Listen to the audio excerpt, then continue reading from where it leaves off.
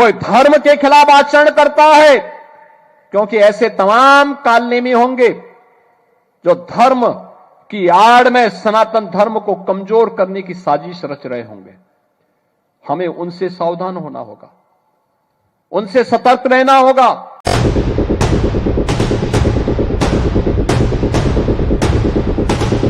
Demography बदलने की जो साजिश हो रही है, लव जिहाद के नाम पर हमारी बेटियों के साथ जो खिलवाड़ किया जा रहा है, इसको रोकेंगे, सख्ती से रोकेंगे, जागरूक करेंगे परिवारों को संस्कारित करेंगे और संस्कारवान परिवार के माध्यम से एक सशक्त राष्ट्र के निर्माण की दिशा में जो प्रवर्तमान अभियान है, इस अभियान में हम भी योगदान देंगे।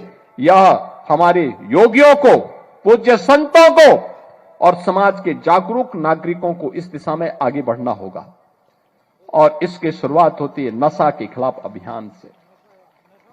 जो मैंने कहा, नशा नाश का कारण है, पूरी पीढ़ी को खोखला बना देता है, उसकी सोचने समझने की सामर्थ्य को नष्ट कर डालता है, उसे तमाम प्रकार के पाप कर्मों के लिए प्रेरित करता है।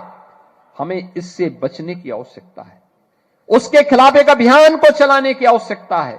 और इस अभियान को अगर हम एक साथ मिलकर के चलाते हैं, सीमा पार से आने वाला जो ड्रग है, जो नशा है, वह देश के दुश्मनों की साजिश का परिणाम है। कोई जाने अनजाने में उसमें लिप्त है, उस अवैध कारोबार में लिप्त है, उसको वार्न करिए, लोकल पुलिस को अवगत कराइए, समाज को और उसके परिवार को अवगत कराइए। इस पाप की भरपाई तुम जीवन भर नहीं कर पाओगे।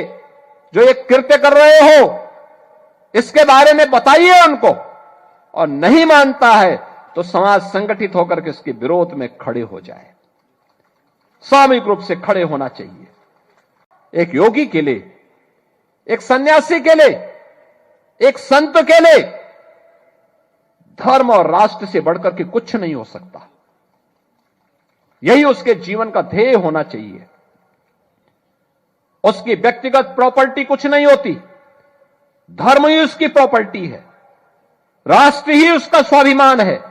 अगर कोई राष्ट्रीय स्वाभिमान को चुनौती देता है तो हमें खुल करके उसके सामने आकर के खड़ा हो जाना चाहिए, उसकी चुनौती का मुकाबला करने के लिए खड़ा होना चाहिए। कोई धर्म के खिलाफ आचरण करता है, क्योंकि ऐसे तमाम कालनेमी होंगे जो धर्म की आड़ में सनातन धर्म को कमजोर करने की साजिश रच रहे होंगे। हमें उनसे सावधान होना होगा, उनसे सतर्क रहना होगा।